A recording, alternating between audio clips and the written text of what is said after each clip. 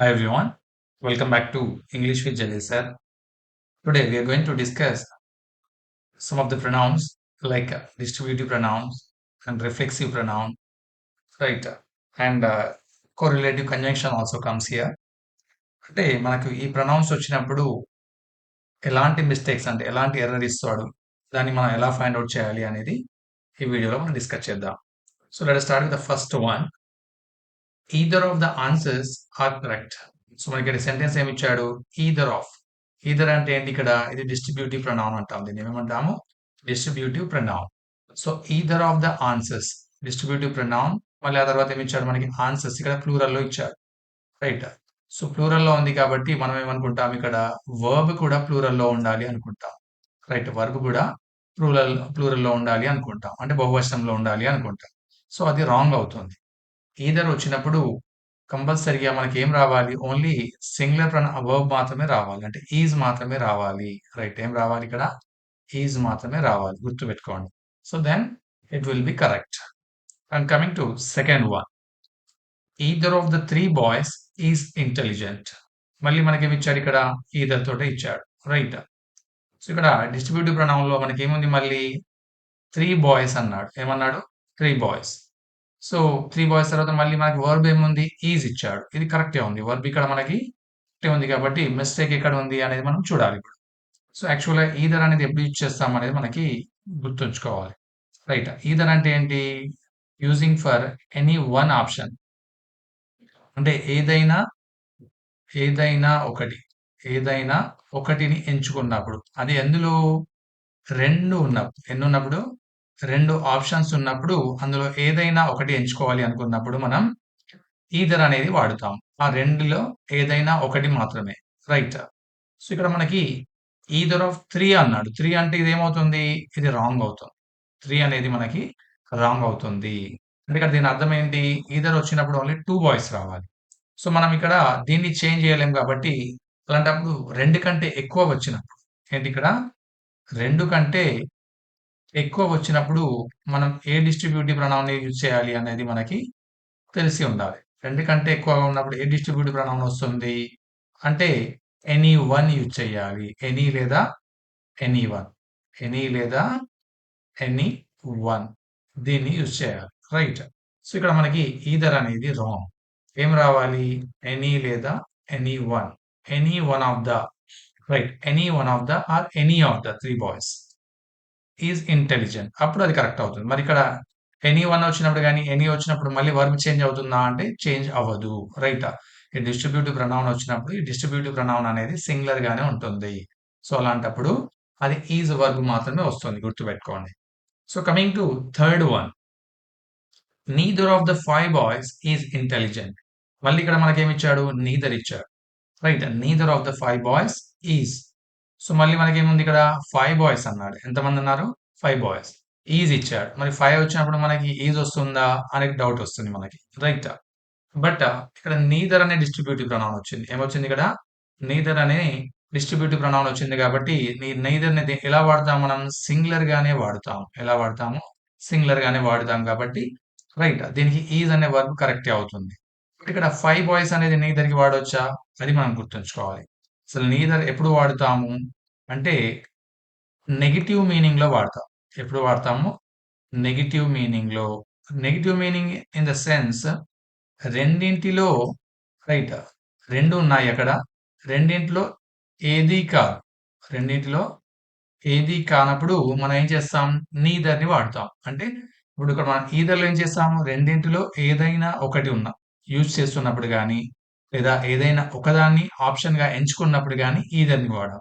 But ఆ రెండు options ని మనం వాడలేదనుకోండి, అంటే నెగెటివ్ గా టోటల్ గా, అలాంటప్పుడు ఏమవుతుంది? నీదర్ వాడతాం, రైట్? సో ఇక్కడ ఉన్న 5 బాయ్స్ ఎవరైతే ఉన్నారో ఇక్కడ నీదర్ అనేది ఏంటి? రెండిటికే వాడాలి కాబట్టి ఇక్కడ 5 బాయ్స్ ఇచ్చాడు. సో మనం నీదర్ వాడొచ్చా అంటే వాడరాదు. ఏం వాడాలి ఇక్కడ? నన్ వాడాలి. None. So none is equal to what? No one. None is equal to no one వస్తుంది. So none of the 5 boys is intelligent. మళ్ళీ నన్ వచ్చినప్పుడు ఇక్కడ ఈజ్ వర్బ్ కరెక్టేనా అంటే ఎస్. నన్ను కూడా మళ్ళీ సింగులరే అవుతుంది. నన్ను కూడా సింగులరే కాబట్టి కరెక్ట్ అవుతుంది. గుర్తుంచుకోండి. రెండింటిలో ఏదైనా ఒకటి ఎంచుకోవాలనుకున్నప్పుడు ఈదర్‌ని వాడతాము. 2 కాదనుకున్నప్పుడు మనం నీదర్‌ని వాడతాము. రైటా? So, coming to fourth one. Neither of the players have performed well. మళ్ళీ ఏమిచ్చారు ఇక్కడ మనకి? Neither of the players have. So, మనం ఏమన్నాం ఇక్కడ? నీదర్ అనేది డిస్ట్రిబ్యూటివ్ ప్రొనౌన్. ఏంటి ఇక్కడ? సో, డిస్ట్రిబ్యూటివ్ ప్రొనౌన్ కాబట్టి హావ్ ఏంటి ఈడ? ప్లూరల్ వర్బ్ ఇది. సో, ప్లూరల్ వర్బ్ మనం ఇక్కడ వాడొచ్చా? అంటే వాడరాదు. సో, ఏం వాడాలి మనం ఇక్కడ అంటే హాస్ మాత్రమే వాడాలి. Neither of the players has performed well. Yes, ఈ సెంటెన్స్ అనేది కరెక్ట్ అవుతుంది. రైట్. సో, హావ్ అనేది ఎర్రర్ ఇక్కడ. And coming to fifth one. Either Ram or his friends has come. So, మళ్ళీ మనం ఇక్కడ యాక్చువల్‌గా ఇది ఏంటి? ఈదర్ ఆర్ ఇవ్వడం జరిగింది. ఏమి ఇవ్వడం జరిగింది ఇక్కడ? ఈదర్ ఆర్ ఇవ్వడం జరిగింది. సో, ఇది యాక్చువల్లీ ఇవి ఏంటి? ఈదర్, నీదర్ అనేది ఏంటి అంటే డిస్ట్రిబ్యూటివ్ ప్రొనౌన్ అవుతాయి. ఈ ఈదర్ కానీ, నీదర్ కానీ distributive pronoun. But either or అనేది ఏమవుతుంది నార్మల్‌గా అంటే ఇది కోరిలేటివ్ కంజంక్షన్ అవుతుంది. ఏంటి ఇది? Correlative conjunction. సో, ఎందుకు తీసుకోవడం జరిగింది అంటే మనకు ఇక్కడ ఫస్ట్ ఈ సెంటెన్స్‌లో ఎర్రర్ ఎక్కడుందో చూద్దాం. ఆ తర్వాత ఇది ఎందుకు తీసుకున్నానో మీకు ఈజీగా అర్థమవుతుంది. Either Ram or his friends has come అన్నాడు. ఏమన్నాడు ఇక్కడ? రామ్ కానీ, అతని ఫ్రెండ్స్ కానీ రైట్. హాస్ కమ్ అన్నాడు. రైట్. అంటే either Ram or his friends. So, has అనేది ఏంటి ఇక్కడ? ఫ్రెండ్స్ అనేది ప్లూరల్ కదా! మరి ఇక్కడ సింగులర్ ఏంటి? వర్బ్ అనేది సింగులర్ ఉంది కదా! అంటే ఇది కరెక్టేనా అంటే ఇది రాంగ్ అవుతుంది. ఎందుకు అంటే మనకి సెంటెన్స్‌లో 2 సబ్జెక్టులు ఉన్నాయి గుర్తుపెట్టుకోండి. రామ్ అనేది ఒక సబ్జెక్ట్ అయితే హిస్ ఫ్రెండ్స్ అనేది ఇంకో సబ్జెక్ట్స్. రైట్. 2 సబ్జెక్టులు ఉన్నాయి. సో, 2 సబ్జెక్టులు ఉన్నప్పుడు మనకేమైంది ఇక్కడ? ఈ సెకండ్ సబ్జెక్ట్ తర్వాత వచ్చే వర్బ్ ఏదైతే ఉంటుందో రైట్. ఆ వర్బ్ ఎలా ఉండాలి? Right. Suitable to nearest subject. Suitable to nearest subject. దేనికి సూటబుల్ గా ఉండాలి అంటే నియరెస్ట్ గా ఏదైతే నియరెస్ట్ ఉందో దానికి సూటబుల్ గా ఉండాలి. సో, హిస్ ఫ్రెండ్స్ అనేది ఏంటిది? ఇది సింగులర్ ఆర్ ప్లూరల్ అంటే ప్లూరల్ అవుతుంది. ఏమవుతుంది? ఇది ప్లూరల్ అవుతుంది. సో, ప్లూరల్ అయినప్పుడు ఇక్కడ హ్యాస్ అనేది సింగులర్ అవుతుంది కాబట్టి ఇది రాంగ్ అవుతుంది. సో, మనం ఏం తీసుకోవాలి ఇక్కడ? హ్యావ్ తీసుకోవాలి. అంటే ఇది గుర్తుపెట్టుకోండి. సో, మనకిక్కడ ఈదర్, నీదర్ 2 తీసుకున్నాం గదా! వర్బ్ అనేది మనం ఇక్కడ సింగులర్ తీసుకున్నాం గదా! అని జెప్పేసి మళ్ళీ మనం ఏం చేస్తాం? ఇక్కడ ఈదర్ వచ్చినా గూడా మనం కన్‌ఫ్యూజ్ అయ్యి సింగులర్ వర్బ్ తీసుకుంటాం. సో, అది రాంగ్ అవుతుంది. సో, అందువల్ల ఇది ఈదర్, నీదర్ అనేది డిస్ట్రిబ్యూటివ్ ప్రొనౌన్ అయితే ఈదర్, ఆర్ అనేది కోరిలేటివ్ కంజంక్షన్ అవుతుంది. సో, ఈదర్, ఆర్ వచ్చినప్పుడు మాక్సిమం 2 సబ్జెక్ట్స్ వస్తాయి గుర్తుపెట్టుకోండి. ఆ 2 సబ్జెక్ట్‌లు వచ్చినప్పుడు ఒకవేళ నియరెస్ట్ సబ్జెక్ట్ అనేది ప్లూరల్‌లో ఉంటే దాని వర్బ్ అనేది ప్లూరల్‌లో రావాలి. లేదా నియరెస్ట్ సబ్జెక్ట్ అనేది సింగులర్‌లో ఉంటే వర్బ్ కూడా సింగులర్‌లో రావాలి. రైట్. అది గుర్తుంచుకోండి. Right. Coming to sixth one. So, ఇక్కడ మళ్ళీ నీదర్‌తో కూడా ఎగ్జాంపుల్ తీసుకోవడం జరిగింది. సేమ్ ఎగ్జాంపుల్ తీసుకున్నాను. ఎందుకంటే మళ్ళీ ఫ్యూచర్‌లో కన్‌ఫ్యూజ్ కాకుండా. Neither the teacher nor the students. Right. So, neither the teacher nor the students is ready. Right. ఇక్కడ మనకి ఎన్ని సబ్జెక్టులు ఉన్నాయి నీదర్ తర్వాత? ద టీచర్ అనేది ఒక సబ్జెక్ట్ అయితే ద స్టూడెంట్స్ అనేది సెకండ్ సబ్జెక్ట్. రైట్. సార్ 2 సబ్జెక్ట్‌ల తర్వాత వచ్చిన వర్బ్ ఏంటి? మనకి ఈడ ప్లూరల్‌లో ఉంది. ఈ వర్బ్ ఎలా ఉంది? ప్లూరల్‌లో ఉంది కాబట్టి ఈడ వర్బ్ అనేది సింగులర్‌లో ఉంది. సో, అలాంటప్పుడు ఇది రాంగ్ అవుతుంది. మనం ఏం చేయాలి? Same right. సేమ్ ఫార్ములా ఇంతకుముందు డిస్కస్ చేసినట్టుగా. ఏంటి? Nearest subject. నియరెస్ట్ సబ్జెక్ట్‌కి తగ్గట్టుగా వర్బ్‌ని తీసుకోవాల్సి ఉంటుంది. అలాంటప్పుడు ఏమొస్తుంది మనకి? ఆర్ మాత్రమే వస్తుంది. Right? So, coming to seventh one. Everyone should do whatever they like. So, మనకేమిచ్చారు ఇక్కడ? Everyone should do whatever they like. So, everyone ఏంటి? Distributive pronoun. ఎవ్రీవన్ అనేది ఇక్కడ డిస్ట్రిబ్యూటివ్ ప్రొనౌన్ కాబట్టి సో, మళ్ళీ మనకి ఎర్రర్ ఎక్కడ ఉంది? ఎవ్రీవన్ సబ్జెక్ట్‌గా ఇది తీసుకున్నట్టయితే షుడ్ డూ ఇది వర్బ్ అవుతుంది. Whatever they like. So, everyone అనే డిస్ట్రిబ్యూటివ్ ప్రొనౌన్ ఎలా ఉంటుంది? అంటే ఎలా యూజ్ చేస్తాం అంటే సింగులర్ గానే యూజ్ చేస్తాం. ఇక్కడ దే అనేది ఏంటి? ప్లూరల్ ఇచ్చారు. సో, ప్లూరల్ అనేది కరెక్ట్ అవుతుందా అంటే ఇది రాంగ్ అవుతుంది. సో, ఏం తీసుకోవాలి? His. Right. Everyone should do whatever his or her. His or her. Right. Likes. ఏం రావాలి ఇక్కడ? లైక్స్. ఆర్ లేదా everyone should do whatever he likes or she likes. Right. ఆ విధంగా రాయాలి. Whatever he likes or she likes. Okay. And coming to eighth one. My self completed the homework. So, మళ్ళీ మనకి ఇక్కడ సెంటెన్స్‌లో మై సెల్ఫ్ అనే సబ్జెక్ట్‌గా తీసుకున్నాడు.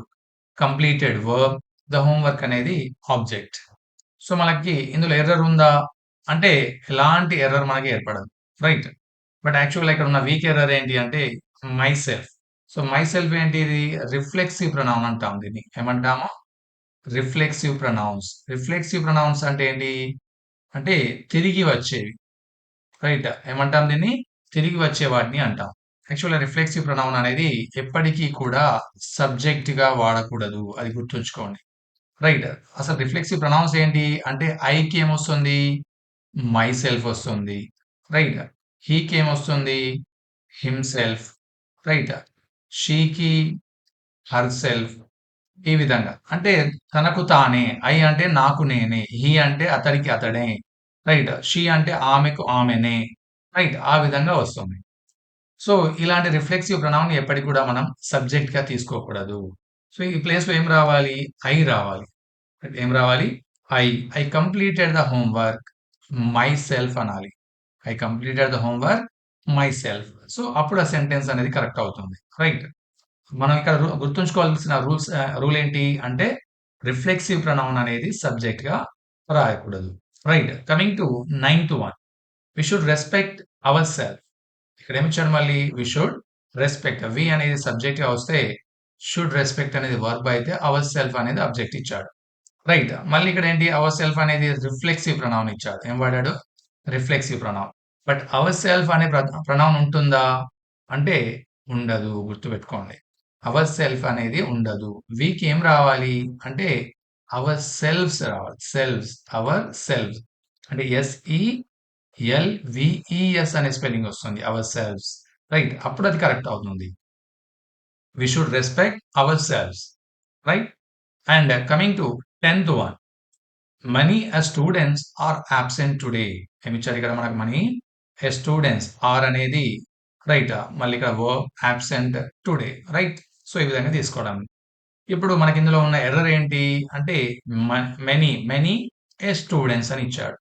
So, ఇక్కడ many ఏ students వచ్చినప్పుడు ఆర్ అనే వర్బ్ కరెక్టేనా అంటే ఇది రాంగ్ అవుతుంది. ఎందుకు? అంటే మెనీ అనేది ప్లూరల్ అంటే ఇక్కడ వచ్చినప్పుడు యాక్చువల్‌గా స్టూడెంట్స్ రాకూడదు. స్టూడెంటే రావాలి. మెనీ ఏ స్టూడెంట్ అనాలి. మెనీ ఏ స్టూడెంట్. ఎందుకంటే ఏ వచ్చింది కదా ఆల్రెడీ. రైట్. ఆర్టికల్ అనేది దేని ముందు వస్తుంది? ఓన్లీ సింగులర్ ముందు మాత్రమే వస్తుంది గుర్తుపెట్టుకోండి. రైట్. ఆర్టికల్ ఏ అనేది ఆర్ యాన్ అనేది సింగులర్ నౌన్ ముందర వస్తుంది.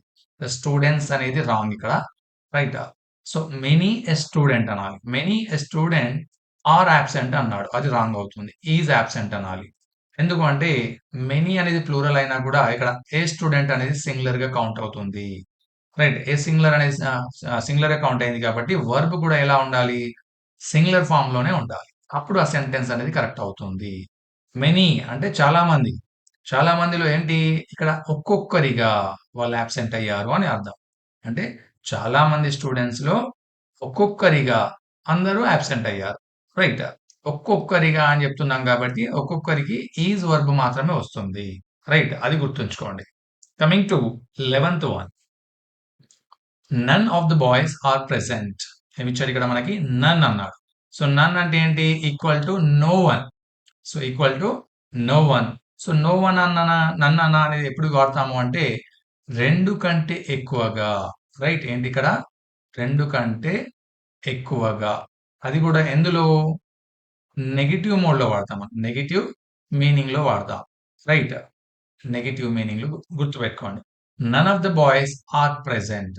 బట్ ఇక్కడ నన్ అనేది సింగులర్ ఆర్ ప్లూరల్ అంటే నన్ అనేది సింగులర్ మాత్రమే. రైట్. ఇంతకు ముందే డిస్కస్ చేసాం. ఏంటి? డిస్ట్రిబ్యూటివ్ ప్రొనౌన్స్ ఏవైతే ఉన్నాయో అవి సింగులర్ కాబట్టి మనకి ఏమొస్తుంది ఇక్కడ? ఈజ్ మాత్రమే వస్తుంది. None of the boys is present అనాలి. ఆర్ ప్రెజెంట్ అనకూడదు. అది రాంగ్ అవుతుంది. Right. Coming to 12th one.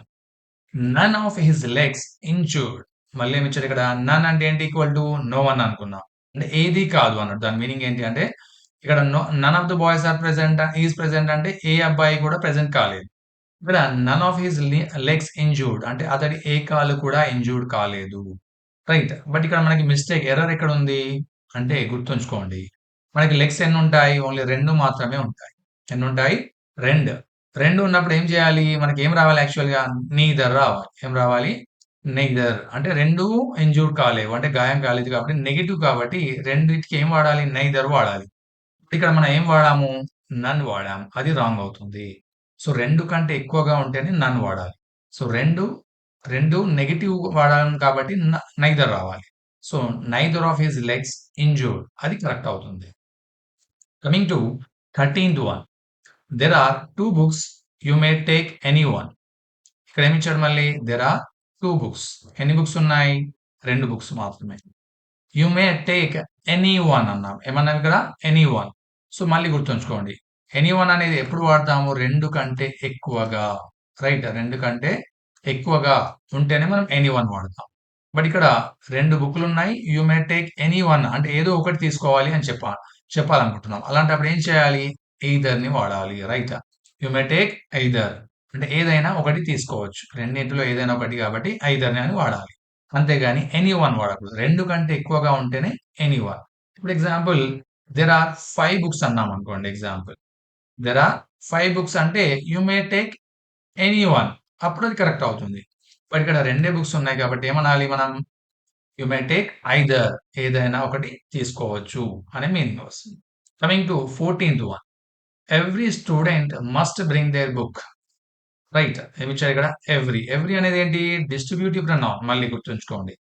Every అనేది డిస్ట్రిబ్యూటివ్ అండ్ అందులో అది సింగులర్‌గా వాడదాం. అంటే ఏకవచనంగానే వాడుతాము.